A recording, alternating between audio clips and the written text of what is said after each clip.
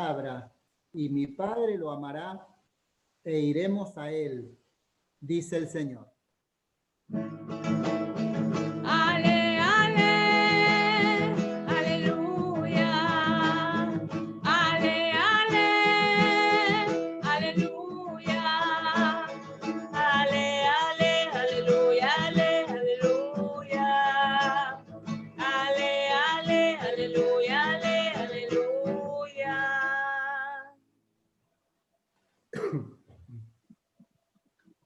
El Señor esté con ustedes. Y con tu espíritu. Les anuncio la buena noticia.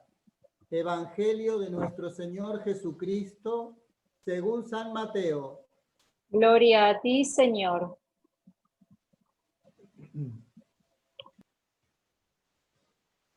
Cuando los fariseos se enteraron de que Jesús había hecho callar a los saduceos, se reunieron con él, y uno de ellos, que era doctor de la ley, le preguntó para ponerlo a prueba: Maestro, ¿cuál es el mandamiento más grande de la ley? Jesús le respondió: amarás al Señor tu Dios con todo tu corazón, con toda tu alma y con todo tu espíritu. Este es el más grande y el primer mandamiento. El segundo es semejante al primero: amarás a tu prójimo como a ti mismo. De estos dos mandamientos dependen toda la ley y los profetas. Palabra del Señor. Gloria a ti, Señor Jesús.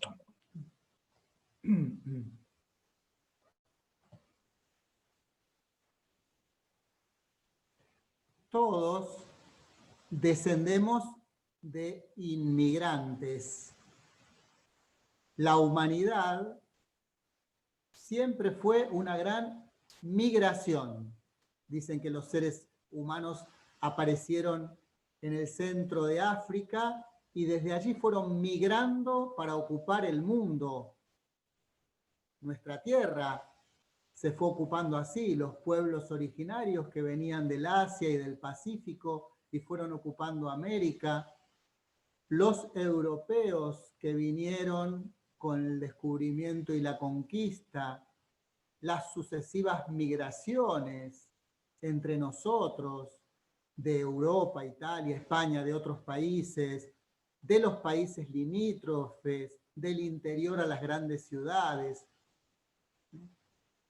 la ocupación de los territorios del desierto, en la campaña famosa del desierto, siempre fue así en la historia. Todos somos hijos de la inmigración. Y por eso, al ser conscientes de esa realidad, podemos escuchar esta palabra de la primera lectura de la ley de Dios como algo tan fuerte. En el antiguo Israel, el forastero, el emigrante, era un desprotegido, uno que no tenía tierra. ¿Sí? Y Dios dice que si este inmigrante, este forastero, clama a él porque se lo maltrata, Dios lo va a escuchar. Porque vos fuiste emigrante, porque vos fuiste forastero en Egipto. Y yo te escuché y te salvé. En el antiguo Israel, para hablar de los más débiles de la sociedad, se hablaba de 3 categorías de personas: el extranjero, emigrante, la viuda, porque la mujer dependía tanto que dependía del padre en su infancia, dependía de su marido en la edad joven y adulta, dependía de los hijos si estaban bien en la viudez, pero no podía subsistir una mujer sola. Por eso era la imagen de la debilidad, la viuda. Y los huérfanos, los niños huérfanos, eran desamparados totalmente. Y por eso la palabra del Señor es tan fuerte. Si ellos claman a mí, yo los voy a escuchar.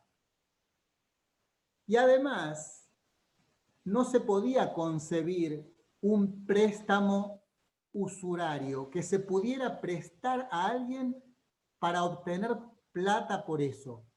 El préstamo era para ayudar, no para una ganancia. Y es más, si el otro empeñaba su prenda, su poca ropa que tenía, había que devolvérsela, porque si no a la noche iba a pasar frío. Esa es la delicadeza de la ley del Señor. La firma de este texto termina diciendo, porque yo soy compasivo. Acordate que vos fuiste débil y yo te rescaté.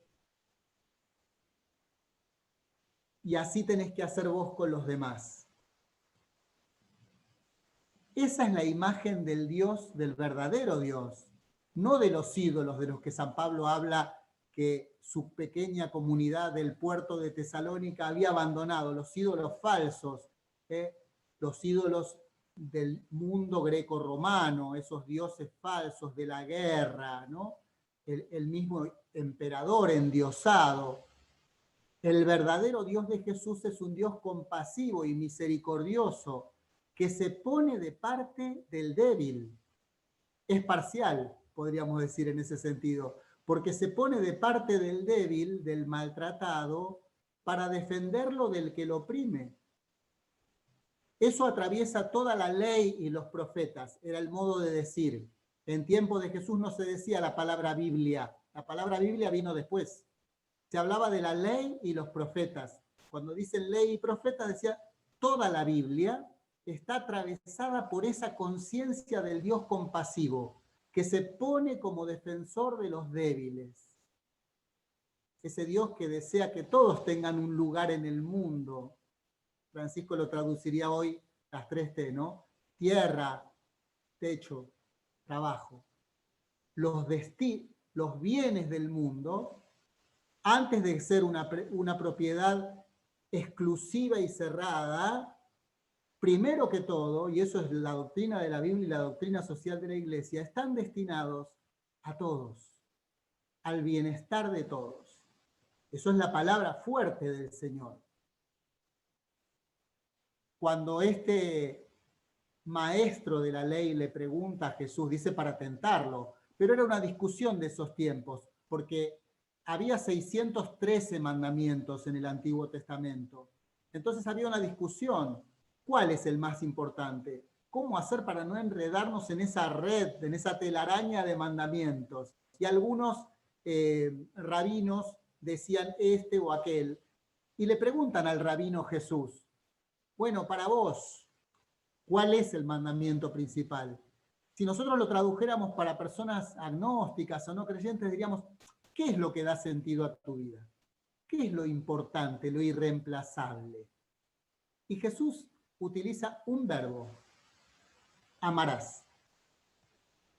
Amarás.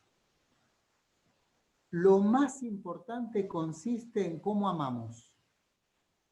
Lo más importante consiste en el amor.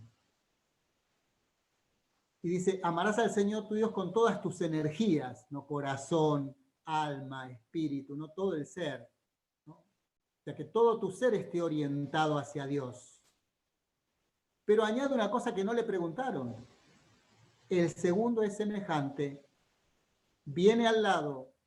No se puede entender el primero sin el segundo. Amarás a tu prójimo como a ti mismo. Y dice, de estos dos dependen, se puede traducir, dependes, cuelgan toda la ley y los profetas, como si toda la religión, el culto, la liturgia, la enseñanza, colgaran de un hilo, colgaran de ese mandamiento principal.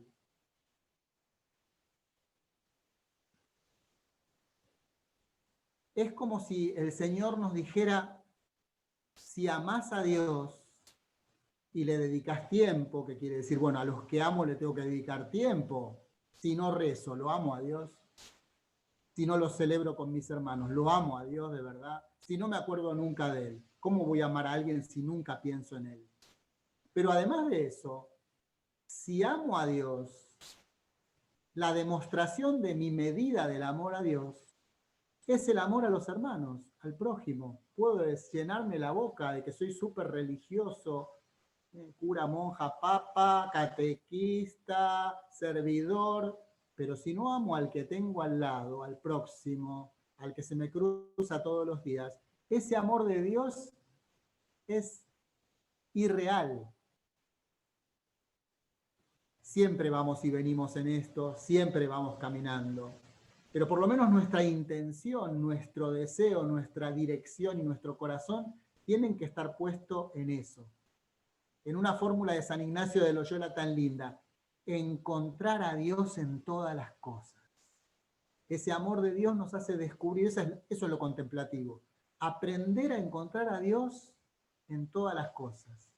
Teresa de Jesús diría, entre los pucheros, entre las ollas, también anda el Señor, en lo más trivial, en lo más cotidiano. Eso es la religión. Ese es el corazón de la religión. Y por eso nosotros somos invitados, como Israel, a hacer la misma experiencia. Acordate de lo que Dios hizo por vos. Sentí cuánto te ama. Amate a vos mismo bien. Cuida tu salud física, espiritual, mental, porque si no, no vas a poder amar al prójimo. Dice, ama al prójimo como te amás a vos mismo. No de un modo egoísta, encerrado, sino como vos te querés, como Dios te quiere, así tenés que amar a tu prójimo. Si te acordás de lo que Dios hizo por vos, también volcalo. Ponete de parte suya del lado de los más débiles. Quizás esa sea la gran enseñanza de estos tiempos. Francisco nos invita en su última encíclica, Hermanos Todos, a buscar una hermandad así que vaya más allá de las religiones, de las ideologías, de los lineamientos. Un amor que sea capaz de amar así, de ver al otro como parte mía, como carne mía, y ahí mismo estar amando a Dios.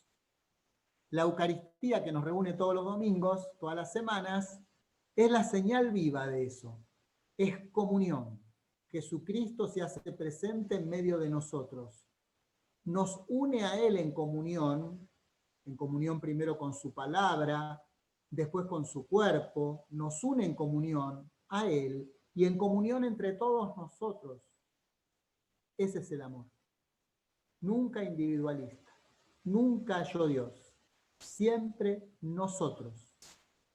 La Eucaristía de hoy nos haga recibir del Señor nuevamente este regalo de su amor. Que así sea.